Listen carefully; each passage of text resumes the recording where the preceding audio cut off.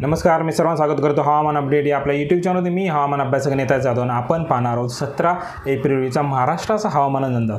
आज दिवसभराचा आपण विचार जर केला, आज दिवसभर मुंबईमधील याचबरोबर ठाणे, कल्याण, पालघर, दहिसर, डहाणू, तलसारी तसेच अलिबाग, रोहा, पेण याचबरोबर पुण्याचा काही भाग असेल, या भागामध्ये अतिशय उष्णता जाणवलेली पाहायला मिळालेली आहे. जवळपास जर पाहिलं तर मुंबईमध्ये 42 व 43 डिग्री टेम्परेचर आज दिवसभरामध्ये नोंदवलेलं. कारण आज IMDने हे अलर्ट त्या ठिकाणी ऑरेंज अलर्ट दिला होता. या पद्धतीने त्या ठिकाणी टेम्परेचर खूप जास्त वाढलेलं आहे.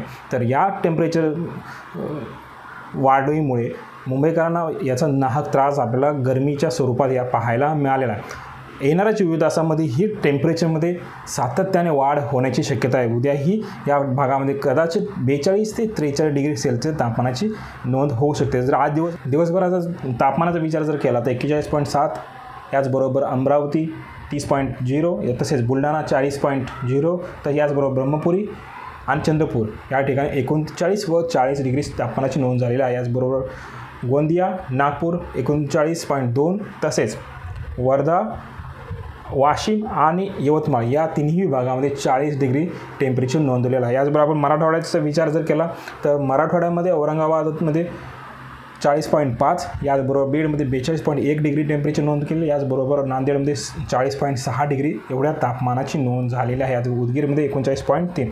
याचबरोबर आपण जर मध्य महाराष्ट्राचा विचार जर केला तर मध्य महाराष्ट्रामध्येही खूप भागामध्ये तापमान हे वाढलेले पाहायला मिळालेले. याच्यामध्ये अहमदनगरमध्ये 40.0, याचबरोबर जळगाव आणि जेऊरमध्ये 42.4 व 42.5 एवढ्या विक्रमी तापमानाची नोंद झालेली आहे.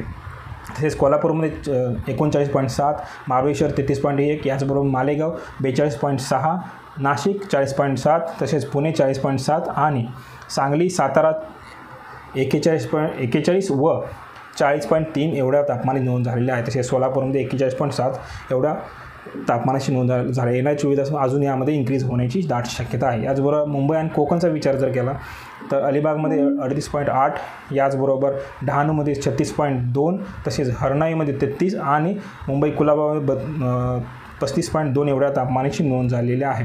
हे जे तापमान नोंद होती सकाळच्या जवळपास 11 ते 12 वाजेपर्यंत हा अपडेट आहे माझा. त्याच्यानंतर हे तापमान 42 व 43 डिग्रीपर्यंत गेलेलं पाहायला. येणाऱ्या 24 तासांना राज्याचा विचार जर केला तर तापमानामध्ये अजून वाढ होणार आहे. काही भागामध्ये 45 डिग्री टेम्परेचर जाण्याची शक्यता आहे. विदर्भ याचबरोबर खानदेशमधील काही भागामध्ये 42 ते 44 डिग्री तापमान जाऊ शकतं. सर्वप्रथम आपण विदर्भाचा जर विचार केला तर विदर्भामध्ये बुलढाणा, अमरावती, यवतमाळ, वर्धा, नागपूर, भंडारा, गोंदिया, याचबरोबर चंद्रपूरचा उत्तर या भागामध्ये 40 ते 42 डिग्री सेल्सिअस व काही भागामध्ये 44 डिग्री तापमानाची नोंद होण्याची शक्यता आहे. याचबरोबर चंद्रपूर आणि गडचिरोली या भागामध्ये 40 ते 45 डिग्री व आहिरी, सिरोची, इटापल्ली हा जो गडचिरोलीचा दक्षिणेकडील भाग आहे या भागामध्ये मात्र अतिशय जास्त असणार आहे. 45 ते 46 डिग्री सेल्सिअस येणाऱ्या 24 तासामध्ये जाण्याची शक्यता आहे. याचबरोबर मराठवाड्यामध्ये जर पाहिलं तर छत्रपती संभाजीनगरमध्ये काही भागामध्ये 44 डिग्री तापमानाची नोंद होऊ शकते. याचबरोबर जालना, परभणी दक्षिण भाग, बीड, नांदेड, लातूर, धाराशिव या संपूर्ण भागामध्ये जर पाहिलं